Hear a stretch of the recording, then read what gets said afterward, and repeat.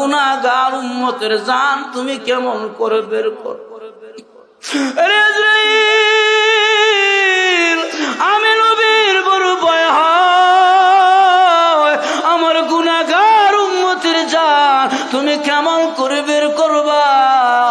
এই জন্য আবার নবী বল উম্মতের আরে আমি নবীজি বলিয়া যাই শোনো, মৃত্যুর যন্ত্রণা এত কঠিন। আল্লাহর নবী বলেন তাজা একটা বকরির শরীর থেকে যদি চামড়াগুলো টেনে টেনে কষে কষে বের করা হয়, ওই বকরির যেমন কষ্ট হয়, আল্লাহর নবী কয় উম্মতের আরে মৃত্যুর যন্ত্রণা এর চাইতে আরো বেশি কঠিন। এজন্য আমার ভাইয়েরা আল্লাহর কাছে মৃত্যুর যন্ত্রণা থেকে আল্লাহর কাছে ক্ষমা চাইতে হবে। এজন্য আমার ভাইয়েরা মৃত্যুর যন্ত্রণা বড় কঠিন। আল্লাহর নবী কয় শুধু কঠিন নয়, মানুষের মরণ যদি ভালো হয়ে যায় তাহলে তার কবর ভালো হবে। আল্লাহ রাসূল বলেন তামুতুনা কামা তাহয়ুন ওয়া তুহশারুনা কামা তামুতুন। মরণ যদি ভালো হয় কবর ভালো হবে, আর কবর যদি ভালো হয় হাসর ভালো হবে। এজন্য মরণকে ভালো করতে হবে। আল্লাহ রাসূল বলেছেন আল কবরু রাউযাতুম মিন রিয়াজিল জান্নাহ আও হুফরাতুন মিন হুফারিন নার। উম্মতের আরে মরার পরে যেই গর্তের ভিতরে ঘুমাইবা, এই কবরটা কাহার জন্য হবে জান্নাতের টুকরা, আবার কাহার জন্য হবে জাহান্নামের টুকরা। দুনিয়াতে যদি নেক আমল করো, আল্লাহ রাসূল বলেন ওই কবরটা হয়ে যাবে জান্নাতের টুকরা। আজকে আপনি আর আমি খালি দুনিয়া নিয়ে ব্যস্ত, কোনোদিন মরার চিন্তা করলাম না, কোনোদিন কবরের চিন্তা করলাম না। অথচ নবীর সাহাবীরা 24 ঘন্টা মরার জন্য তৈয়ার থাকতেন, 24 ঘন্টা মরার জন্য প্রস্তুতি থাকতেন। শুধু তাই নাই রে মুসলমান, আল্লাহর নবী বিশ্ব নবী রাহমাতুল লিল আলামিনের সহধর্মিনী আম্মা জান খাদিজাতুল কুবরা রাদিয়াল্লাহু আনহা, উনি ইন্তেকালের পূর্বে চোখের পানি ছেড়ে ছেড়ে আল্লাহর নবীর কাছে গেলেন। নবীর কাছে চোখের পানি ছেড়ে গেলেন। আল্লাহর নবী কয় খাদিজা এইভাবে কেন কাঁদো? খাদিজা রাদিয়াল্লাহু আনহা বলেন নবী গো, দুইটা কারণে কাঁদি। 1 নম্বরে আপনার জন্য, 2 নম্বরে আমার জন্য। আল্লাহ রাসূল কয় খাদিজা রে আমার জন্য কেন কাঁদো?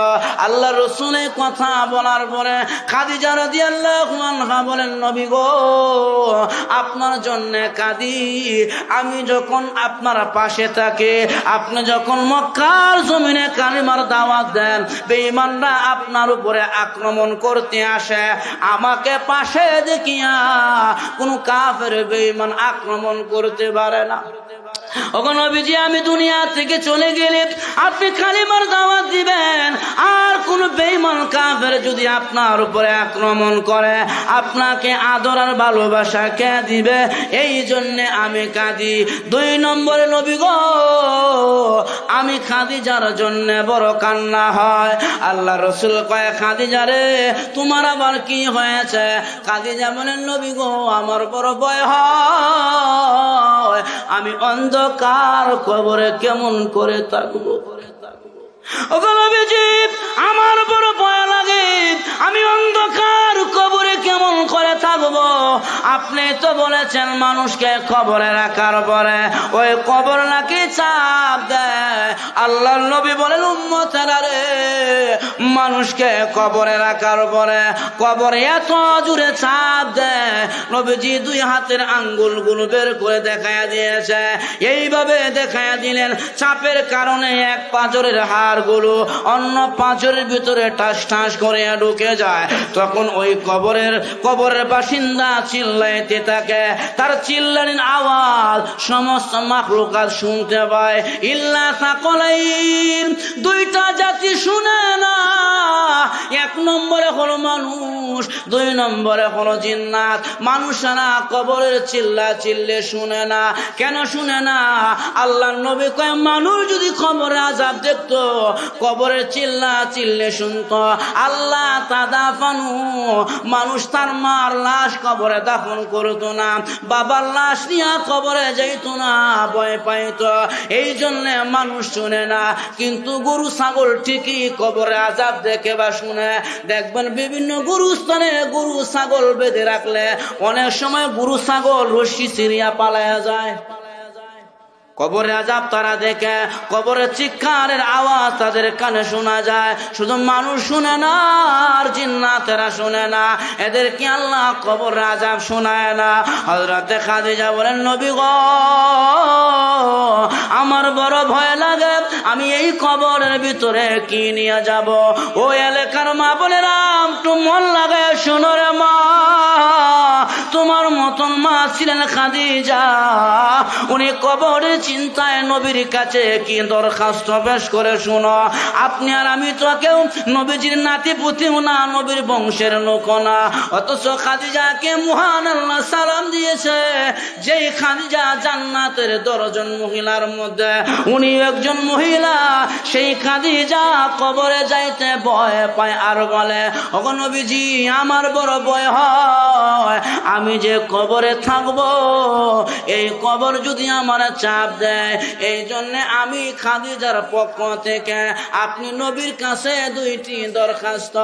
1 নম্বরে দরখাস্ত হইল, গো নবীজি, আমাকে 5টা কাপড়ের কাপড় দিয়া কাফন দেওয়ার পরে আপনার ব্যবহার একটা কাপড় আমার কাপড়ের ভিতরে ঢুকায়া দিবেন স্লিপ হিসাবে।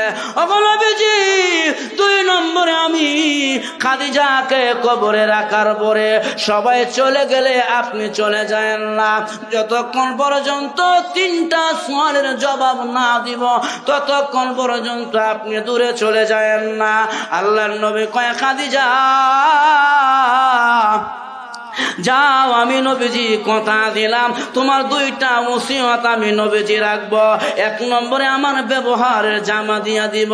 খাদিজার বিশ্বাস, নবীজির ব্যবহার জামা যদি ওই কাপড়ের ভিতরে থাকে, আল্লাহর নবীর জামার বরকতে আমার আল্লাহ খাদিজার কবরের আযাব মাফ করে দিবে।